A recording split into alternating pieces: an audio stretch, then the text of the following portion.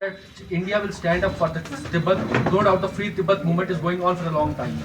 See, that's a very important question.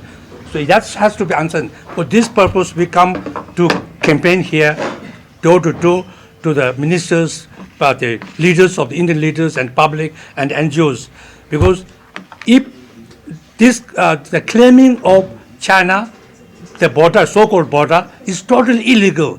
The releasing of nearly recently they released a map saying that Arunachal and Ladakh and Sejin are their territory. That is totally illegal.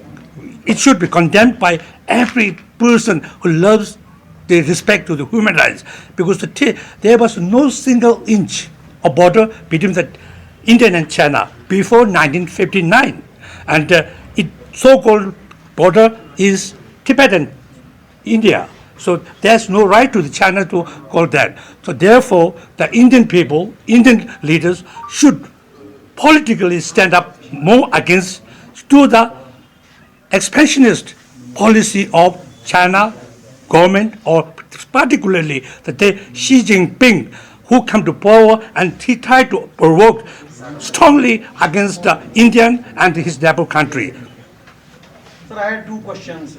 Any one of you can answer that. How far is the Tibetan language and culture being impacted under the Chinese rule? And secondly, how far is concern for the Tibetan leadership, especially the native leadership like yours, the growing clout of China in the world politics? How far it is concerning for voices like you? See, that's one of our weakness, saying that China is very powerful.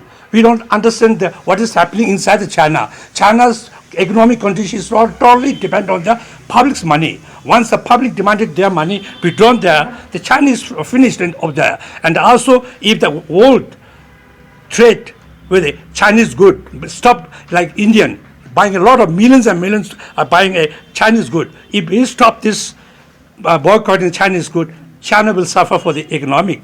So we shouldn't think that, our China is very powerful, China is we should forget this thing. This is totally, we set a big, has a wrong mind in our mind. So China, the Indian is not, 23 Indian is not a 1962 Indians. Indian is today 21st centuries, 2023 is Indian. So we have a power. The Indian can stand against the China anytime, anywhere. So that another thing, the impact of the Tibetan language and culture to the Chinese people. Now, in 1949, the Chinese communists come to exist. After that, the Buddhism and Tibetan culture, even the China hands are believer of practitioner of the Buddhism, but after 49 is finished, totally finished up, till completed, erected. But now since last 5-6 years, there's more than 5 or 6 million Chinese are following Buddhism. So it shows that the Buddhism, peaceful and peaceful, loving kindness in religion or thought or philosophy is impacting very much to the Chinese people. They are gaining their own religion. They've been practicing for more than 1,000 years before 1949. There has been few countries that have been. How do you see India's participation in this? I mean, we respect to the good relation between the Indian and China, but not sacrifice the Indian border and Tibet border. That's very important. Don't sacrifice for the betterment of the Indian and China, for the friendship of the China Indian. Don't sacrifice Tibet. That will be a big loss in future for the India. I want to ask you about that Chinese premier, like you said, has shied away from attending the G20 Summit, which is going to be held in New Delhi. How do you see that? Do you think that he was apprehensive about the questions of the media glare about the situation in Ladakh on the LAC and the Tibetan questions will be asked, or he should avoid those things? That's why he's not attending, or it can be another reason also. See, I don't know internally because what is in his mind, but it is totally very good. It's very good that he's not attending the G20 meeting, because in Hindi kawat he says, मुख से राम राम राम राम राम, बगल में छुरी. They did the same thing in 1962. Chini Hindi Babe, Chini Hindi Babe. Then they're meeting that breaks with a shaking hand with Modi ji, our leader. But now again, after a week, they release a new map saying that the Arunachal and Satan and all these are territory. So there's totally, we should not, the Indians should, the world should not, those who are loving peace country and who believes in to the human rights or who believes in to save the identity and culture of the human being, they should not trust to Chinese government. I'm not saying to the Chinese people, Chinese government. Excuse me, India and China Hanji? bilateral trade You do well. relations, especially Acha, acha, 2022, their trade volume is also increasing. How do you see the rising trade relations between India and China affecting the rights, the Tibetan advocacy for their rights? The trade. The trade between India and China, bilateral trade is increasing. How do you see the Tibetan advocacy for the rights? Is it affecting it or does it? Yeah, it's not only to the Tibetans. The trade between the Indian and China, as I told you before, is affecting to the Indian too, because all the small business manufacturer of the Indians, जो गणेश का मूर्ति बनाता है, छोटा छोटा light बनाता है, they all because importing all the product from China very cheap and very not good quality, importing from China, and all the small business people in India finished now. So it's not affecting only to the Tibetan, it's affecting to that. And another thing is, the Indian people should not forget that your brothers and sisters who are standing in the border and for the security of us, the Chinese throwing a bomb, air bomb or बंदूक जो भी चला रहा है, वो उस गोली में हम support करते हैं. Economically we are supporting. So we should boycott the Chinese good. Otherwise, जो आप Chinese का गुड लेता है, उसका पैसा है, they will use for your गोली को, बम को अपने भाई और बहन जो बॉर्डर में बैठा है उसके ऊपर करेगा. I think it's not good idea to support the economic of the India or the Chinese. So we should all stand to boycott the Chinese good. That's first step we can do it. हमारा पास सब कुछ है, Indian में क्या कमी है? आजकल सब कुछ मिल जाता है, थोड़ा बहुत फर्क हो सकता है सुंदरी में, आचार में, कैसा दिखने में, otherwise we can all think everything there. We can buy the British one, we can buy the American one, we can buy the Singapore one. Why we should buy the Chinese product?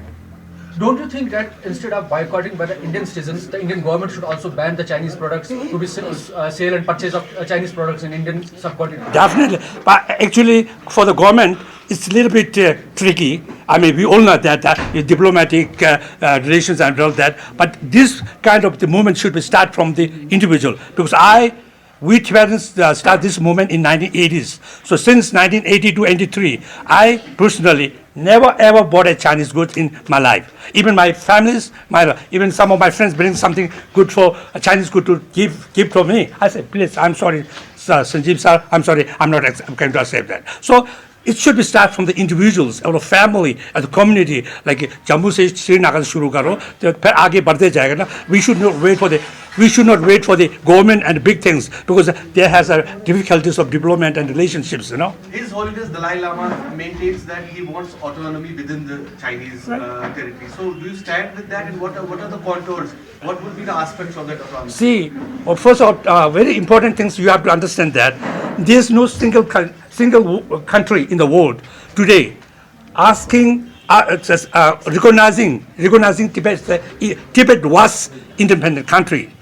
So we have to preserve our culture. If we lose our culture identity, then Tibet will lose. Even we get a land independent. I mean, all the Tibetans' identity is finished. Then what's the use of getting the empty or land to us? So that's why we stand with the autonomous region within the Chinese constitutions and constitutions. So this is our government policy and government policy. So that's what we stand for that. Greetings from the Tibetan Parliament-in-exile. As the 17th Tibetan Parliament-in-exile, the democratically elected leaders in exile and the representatives of over 6 million Tibetans, both within Tibet and in exile, we would like to bring to the attention of Excellency's government the most pressing issues faced by the Tibetan people under the Chinese Communist regime. The Tibetan people have been traumatized by the systematic violations of their most fundamental human rights and threat to their distinct culture and national identity since the People's Republic of China invaded Tibet in 1949. Over the last 7 decades, the situation in Tibet has been deteriorating to the extent that it is now facing imminent threat of the cultural genocide and Tibet's total annihilation of the Tibetan identity. Historically, Tibet was an independent nation having an identity, defined territory, distinct population, governments, and maintained diplomatic relations with its neighboring countries.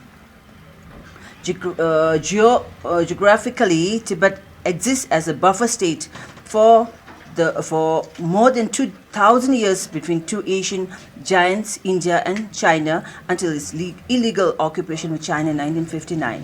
So now read out the 10 points which is appeal to the government of India and its people. In view of these circumstances, we propose the following appeals to a government and urge to: first, recognize Tibet as an occupied nation with its own independent and sovereign powers backed by historical evidence. Second, desist from endorsing China's fall narrative by labeling Tibetans as a minority, referring to Tibet's occupation as an internal issue of Beijing and proclaiming Tibet as a part of China, thereby aiding China's colonization of Tibet and the subjugation of Tibetans, while denying us Tibetans the space and scope to negotiate for more meaningful freedom for Tibetans.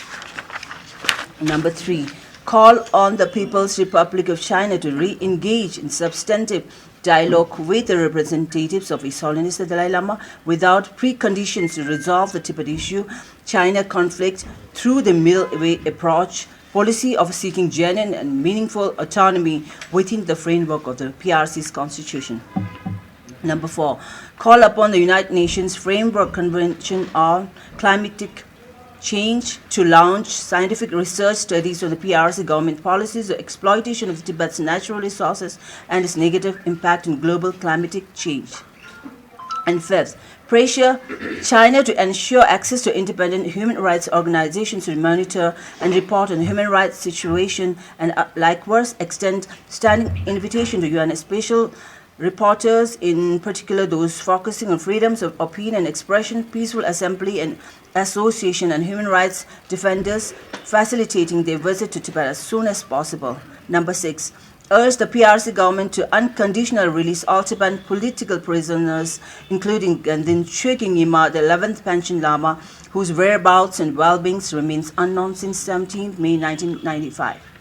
Number 7, place the human rights situation in Tibet in context of the nature of the Tibet-China conflict as international and unresolved. Join the world leaders in displaying concern over human rights violation and religious repression in Tibet, and urge the government to adopt a Magnitsky Act to put Chinese officials on a national list of sanctions.